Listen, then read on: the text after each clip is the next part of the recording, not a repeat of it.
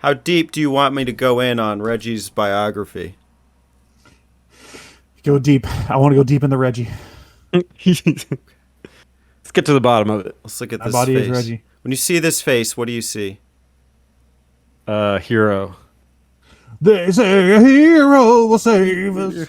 Turns Yeah. out that When I hero stare at was that, Reggie. Look yeah, at when I it. stare at that, it just Nickelback plays in my head. Chin. Look at the chin. Yeah. Okay, I'm done. The title of this book is Disrupting the Game. From the Bronx to the top of Nintendo, Reggie Fils-Aime, former president and COO of Nintendo of America. This is Reggie's recent autobiography. I don't know the date. I think it was 2022. I think it just came out this year. And it is his biography. It's his life story. I picked this book because I was interested. I mean, in some respects, Reggie's a hometown hero. He's from New York. He became the face of Nintendo of America. He collaborated with the big guys on top, Iwata and Miyamoto. And so I was interested. And so what I expected going into this was more of a story about like the Nintendo era Reggie, and because like that's kind of how you know him. You don't really know him for some of the hidden facts. Alex might. I know Alex could tell you about Pizza Hut, and you know he was also for Procter and Gamble, and then like he worked for a couple other companies, which he talks about here. This book charts the process of which he became in that position to become the COO of Nintendo of America. It's about 200 pages long. It's mostly chronological, with from start to finish, with the exception of him starting with Satoru Iwata's funeral. The book is essentially, despite having chapters with all of these different sagas, broken into two halves. The first half is Reggie pre-Nintendo, and then there's Reggie at Nintendo.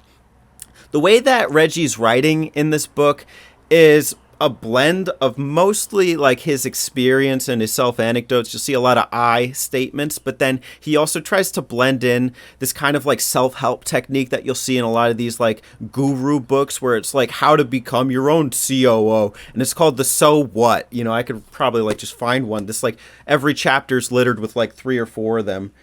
So for example, the So What. Disruption takes many forms, including price-based disruption, offering a unique bundle of benefits at an accessible price for a wide consumer demographic can upend a market. Bigfoot Pizza did this. A $99 fully featured Wii would have done this too. And so Reggie's trying to give you kind of insights into the industry, whether it was working as like CEO of a former company or, the COO of Nintendo, or even just growing up in the Bronx. Reggie's interesting. He's the son of Haitian immigrants, and he had to learn how to kind of fight for himself. He learned from his mother, who like literally chased some guys down who stole money from her kids, and then he saw that, and then he kind of gives his experience about how he learned from that. Reggie was offered a full scholarship. I think it was Cornell. It's been about a month since I've read this. I did rescan some of the pertinent sections. So Reggie has always kind of been fighting for his place. Right after graduating college, he was offered the position at Procter and Gamble. He worked for Guinness. If you know the Guinness draft, he was talking about how like in the can, like the thing will drop, and so like it gives it the kind of special taste. Just kind of a tangent here. I stopped drinking Guinness for a long time because they used fish oil in the beers, and that was revealed. But I think recently they've become a vegan beer, so I don't know. I've gone back to Guinness, but now I'm not drinking, so it doesn't matter. And then he also talks about Pizza Hut. In that first half, Nintendo is mostly a footnote, with the exception of Reggie talking about playing Super Nintendo growing up. He proudly boasts that he had like 80 games for the console, and he played most of the games, and he had like kind of that nostalgia for them and affection. He's always got this kind of in the back of his mind. The transition really comes after, I think he's left Pizza Hut. It might be one of the other companies.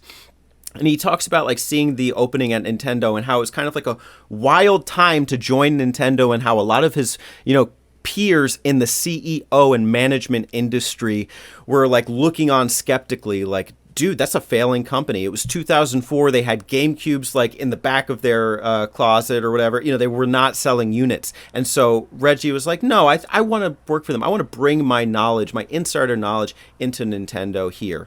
And that leads us into Reggie's philosophy, how he operated, and how he worked at Nintendo. And this is kind of condensed into 100 pages. It's somewhat formulaic, but it's pretty interesting. in some regards, and then I have a major problem with it as well. So when Reggie started, he's working for Nintendo of America, and things are kind of a mess in his perspective, and he feels like there's no real, coordination between the host company in Japan and here in America, and so he feels like he's on the outs. So a lot of what he does is he tries to disrupt his way into Nintendo in the same way that he disrupted his way into the other businesses and through Cornell, etc. And he is the first person to work for Nintendo to demand to speak with Iwata, the president of the time for Nintendo. And this is his like business philosophy. At the time, it was unheard of, and they're like, "Who's this guy? Why does he want to talk to us?" Well, he wants to make changes. He wants things organized. He wants it working. He's like the face of the America branch, and so his whole focus is changing the Japan-America dynamic, being someone who's outspoken, speaking up for himself, and making actual visible change in the company that's positive as a whole. Eventually, he's impressionable enough to Iwata that Iwata kind of, hires him as kind of like the face, the COO for Nintendo of America, and the communication becomes more strong. And this was something unheard of. Many times throughout the book, Reggie is talking about anecdotes through the Nintendo history from the GameCube to the Switch of times that he challenged the status quo opinion. That's pretty much the focus. I call this kind of the Iwata challenge concession formula. There's a big focus on his relationship with Iwata and how Iwata was more traditional and Japanese in like his thinking, and that he didn't, he's focused on the Japan market, and Reggie's like, no, we can make this a global thing. We can appeal to like people worldwide. You see that from his start at introducing himself at E3. I'm about kicking ass and taking names, and we like making games. That's his like opening statement. And then he also talks about other moments like advocating for Metroid Prime Hunters as a pack-in title on the DS, the Wii Sports, being packed in with the Nintendo Wii. The Japan guys, and as far as he was saying, they didn't want this. They didn't like giving away free stuff, but he said he fought for that. The 3DS Ambassador program was kind of like a makeup for the fact that 3DS didn't sell so well. He says Iwata comes to him and tries to say what are we gonna do, Reggie? The 3DS is tanking, and he's like, well, let's show the people who've actually shown us support that we care about them, like Alex. Alex has the original 3DS. I wasn't an ambassador. There we go. We got one live on the show. So I wasn't. Oh, you weren't? Oh. No, I bought it after. It was like right after the price drop. Misinformation. Well, thank you for debunking it. The one thing that he kind of breaks from this formula throughout the second half of the book is he says his biggest regret was not fighting for the price cut on the 3DS. He says that he wanted it, and then later it would become kind of his biggest regret because Iwata comes back, and then all the stuff tanks from there. That's why they get into the conversation of the ambassador program. So my big criticism here, I wonder if you guys might have picked it up. It's really from the Nintendo era. It's about the framing. I could just tell you. Yeah. So this is Reggie centric. It's about Reggie, and it's his biography. Absolutely can be. He can talk about his accomplishments, how he disrupted his way into the game, etc. My problem is with the framing.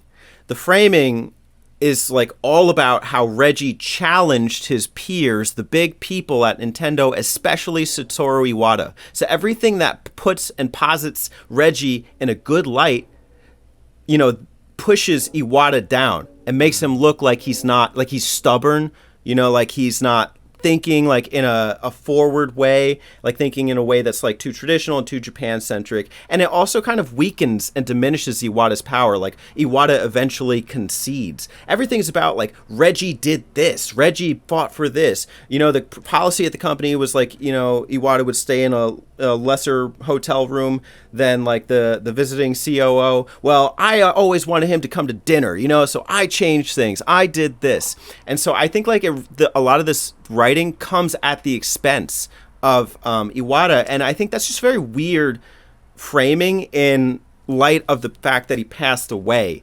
Iwata's not, I'm not saying that Iwata would necessarily debunk what Reggie's saying. I just don't think it's very humble. I don't think it's disrespectful. A little bit. He even admits this in his epilogue. So I have the first page of the epilogue. I'll read this. In writing this book, I addressed a number of key relationships during my career. Two deserve more explanation and appreciation than I was able to offer during the narrative. First is my relationship with Satoru Iwata. As I described a number of pivotal meetings with my friend and mentor, I focused on situations where we had some conflict or disagreement. These were inherently dramatic moments, but they were the exception rather than the rule. So I just don't understand, like, if your focus is just going to be on conflicts with Iwata and he's your friend, is that how you want him to be remembered in your autobiography? Especially if they're the exception. If they're the exception, then make some positive light comments. You know, it's fine to make that, like, acknowledge this, but at the very end of the book, you know, is this clear? Like, this is what I was going into? I just find it like, I don't know. I kind of gained a different perspective of Reggie here. I appreciate him. I think he's like a great icon. You know, he's a black man who became this Nintendo CEO of America, like the face of it. Like, there's a lot of power there. I absolutely respect that. I just disagree with the way that he talked about his colleagues. Miyamoto comes up once in the whole book, and then a second time in the epilogue where he's out eating steak dinner and he's talking about what is he going to drink? He's drinking coffee because he doesn't drink alcohol while they're drinking scotch. And I got a nice steakhouse recommendation for my birthday out of it. But, you know, other than that, I don't know, Reggie. I mean, I wasn't all in. I appreciated your life story. I appreciated reading it. I understand your job is not a writer and it's your first book. Maybe you could do a second one, showing respect to your peers. By 2004, Miyamoto didn't do anything, so I guess it's okay. Did this book make you want to order some Pizza Hut? Yeah, what is the crust thing that he pioneered? Thin crust? I don't know. Stuffed? I don't remember. You know what's funny? He was there. He was at Pizza Hut while they were doing the PlayStation 1 demo discs. It's just kind of a funny footnote. He mentions the PlayStation and Xbox brands, and he says that like they ordered books to do like a book club in a sense like we're doing today in order to kind of like improve the company, and a lot of it had to do with innovation and stuff. It's interesting. There are a couple book recommendations in there. Did you talk about the time that he peed in the park? I see why he would leave that one out, but you can go to the button mappers. That'll be in my Reggie book that I'm writing. Oh, okay. That you're writing a book all about the Reggie time peeing in the game, disrupting the park. Disrupting the park. It's like this super serious autobiography type book. Like, obviously it can't be. I'm not Reggie, but you know, it's all about Reggie, except for like the ending chapter. And I'm talking about, I make up a whole scenario where he gets drunk and pisses in a park. Yeah. Everyone's like, wow, that really happened? There's a book genre where you can write somebody else's biography. I don't know exactly what it's called, but you could do that. What's the word for that? Well, autobiography isn't the right term. No, yeah, because autobiography thing is a select portion of somebody's life. You know, I think Reggie's legacy is like interesting. It's just like, I think this reads like a huge resume of like all of my accomplishments, which is weird because he says I'm retired at the end and I'm just trying to do things that are fulfilling. You know, I don't know if you guys remember seeing a video clip of him going to a Bronx school and talking to kids about like getting in the gaming industry. You know, like he was on the GameStop board, right? He mentions that briefly. A lot of things are like small sections, like the Wii U section here. It's not very long. But, you know, he goes into a lot of his like post plans. And so he talks about trying to find meaning, and you know, in this time. When you read this book, were you looking more for his experiences with Nintendo, or were you open to his pre-Nintendo past? I was open to it. I was expectant of, you know, the Nintendo segment. You know, I would say like, okay, like maybe first 50 pages, you know, I get your life story, cool, and then we're going into Nintendo. But it was like half the book is like not Nintendo, you know, it was a head scratcher. So like I was patient and waiting. At the same time, I wasn't like trying to go into this like getting like how-to tips about be your own boss. Like, I mean, I get it. Like, I get why you would take that style that's pretty popular. But like, he's an interesting figure as it is. I'm cool to just learn about Reggie. You know what I mean? Do you think it's because, you know, we've had a few other ones like, I don't know, fucking Phil Spencer or somebody. But is it because he's like really like the only gaming CEO or COO that really like has that clout, that like public, like people just love seeing him and hearing him and stuff. So do you think that's why he took the approach? It was like how to be like Reggie?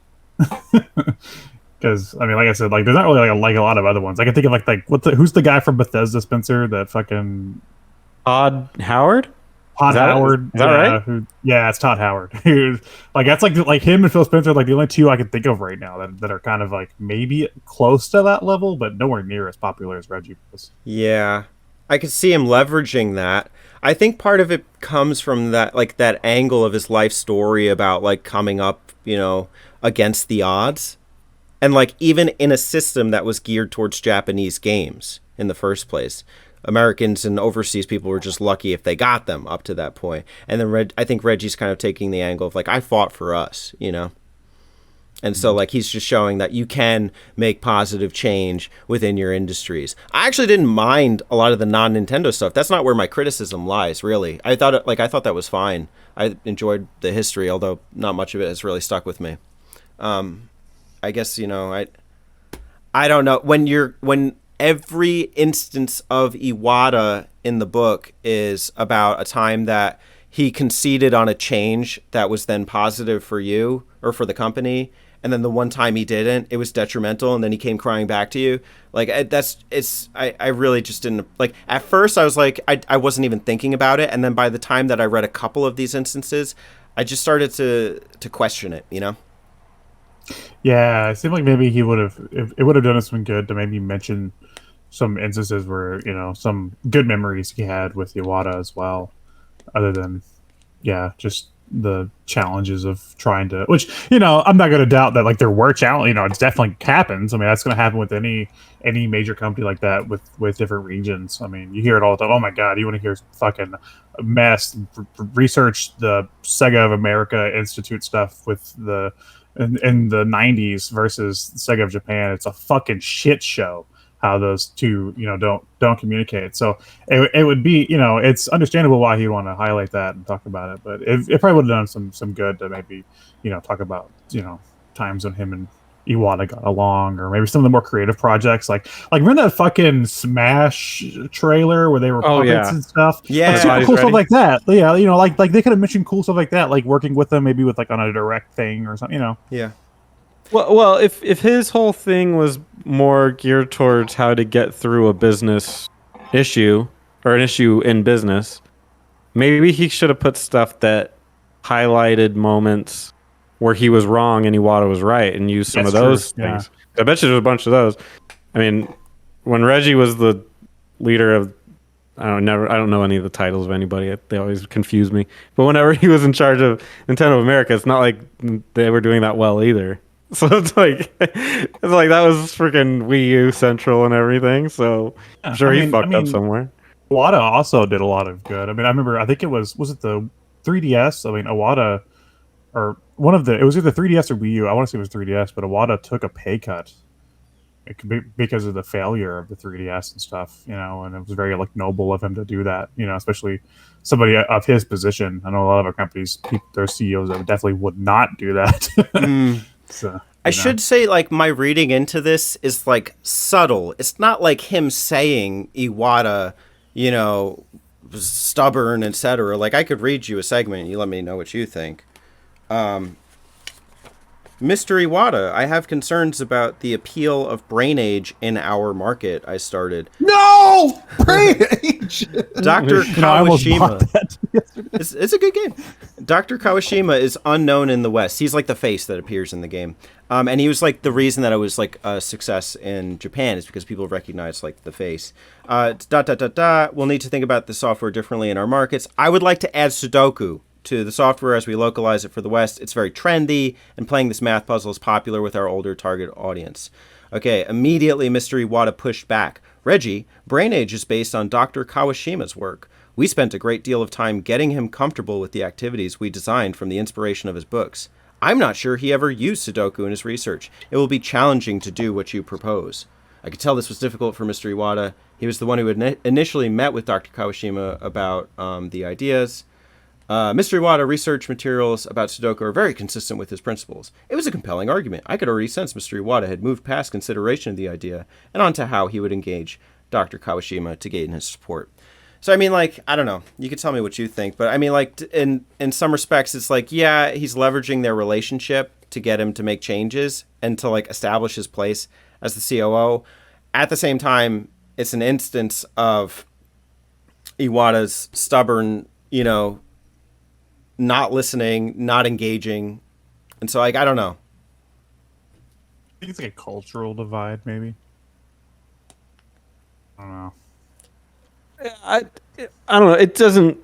The whole him being dead thing doesn't necessarily bother me, but like I can see. Yeah, fuck him, right? Fuck that guy. But I can see if he's only telling stories like that. If you weren't like if you didn't really know Iwata like that, and that was your only impression of him, it would be like some doofus in the office that like was like, what do we do about this? Why do we make Nintendo games?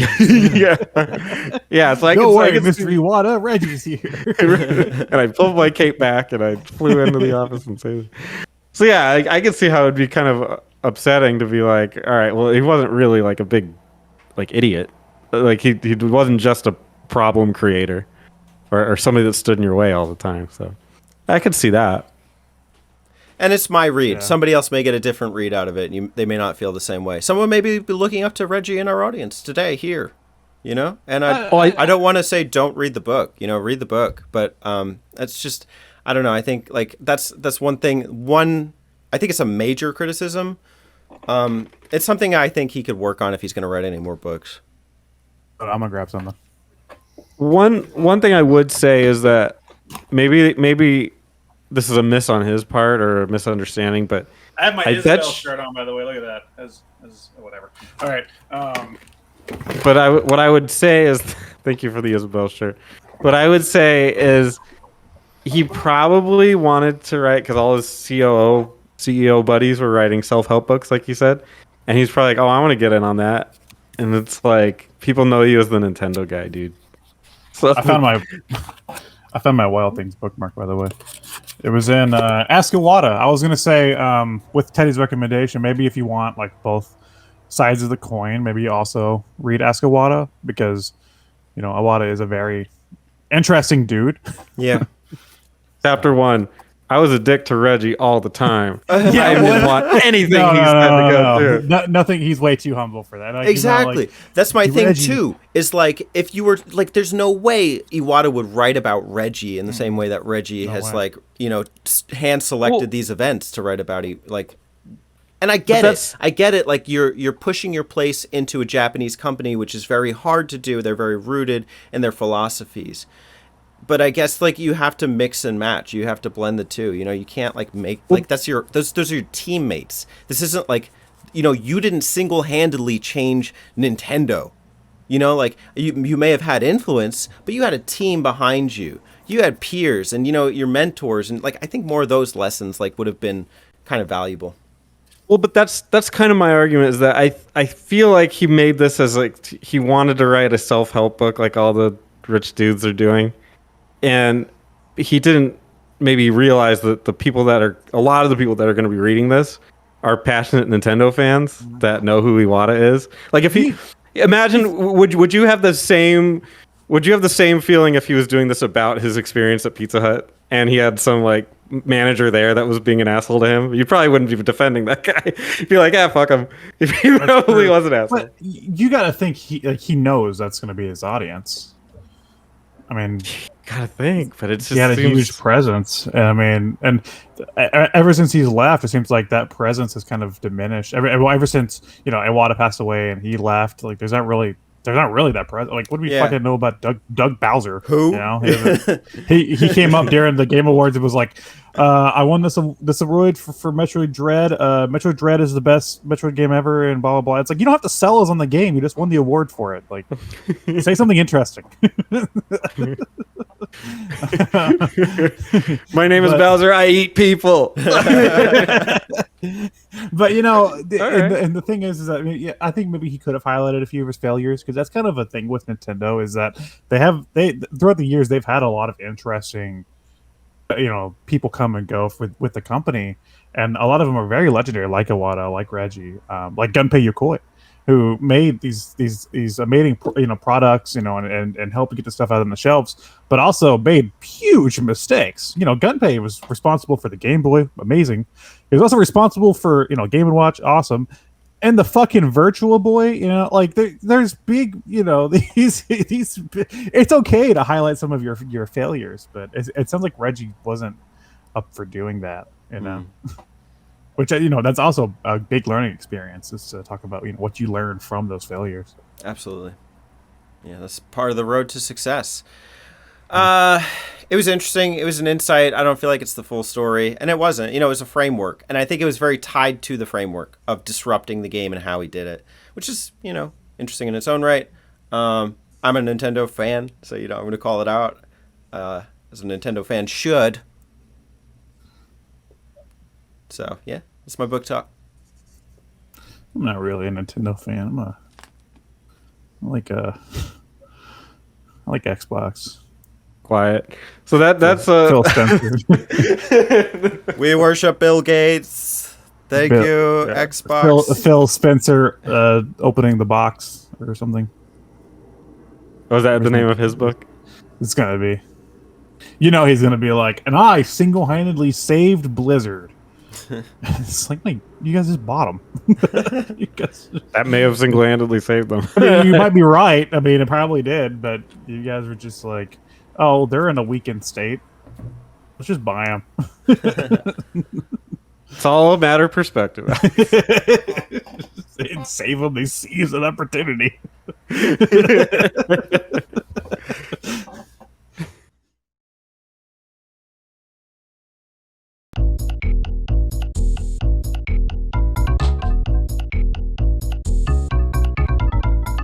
Hit the subscribe button if you haven't already, so you can catch more awesome Ape Wild content. And then also, why don't you hit the notification bell so next time we release something ape shit crazy, you can listen to it immediately.